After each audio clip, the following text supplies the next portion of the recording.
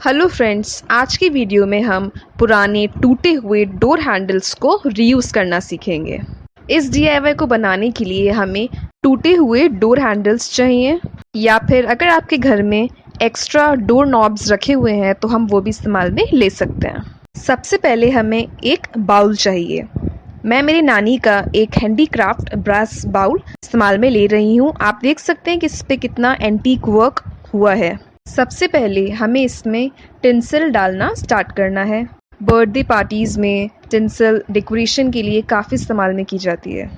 धीरे धीरे हमें इसमें टिंसल डालनी है जब तक हमारा बाउल थोड़ा भर ना जाए। बाउल को पूरी तरह टिंसल से फिल करने के बाद अब हमें इसके अंदर डोर नॉब्स लगाना स्टार्ट करने हैं। हमारे घर में जो डोर नॉब्स एक्स्ट्रा बच गए थे मैं वो इस्तेमाल में ले रही हूँ। ये बेसिकली सेरामिक के बने हुए हैं।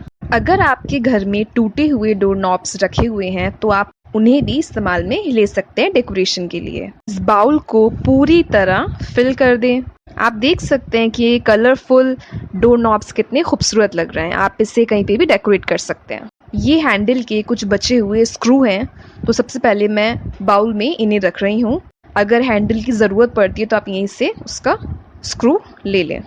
अब इसके बाद मैंने धीरे धीरे ड्राइड लीव्स डालना स्टार्ट किया। पूरा बाउल हमें इन कलरफुल लीव्स से फिल करना है। फिल करने के बाद हम इसमें कलरफुल डोर नॉब्स डेकोरेट करना स्टार्ट करेंगे। सारे डोर नॉब्स एक ही साइज़ के हों ये ज़रूरी नहीं है। आप बड़े साइज़ भी ले सकते हैं, स्मॉल साइज़ भी ले सकते हैं। डिफरेंट कलर के आप डोर नॉब्स डेकोरेट कर सकते हैं। आप देख सकते हैं कि डेकोरेट करने के बाद ये डोर नॉब्स कितने खूबसूरत लग रहे हैं। ये बिल्कुल एक बंच ऑफ फ्लावर्स की तरह लग रहे हैं।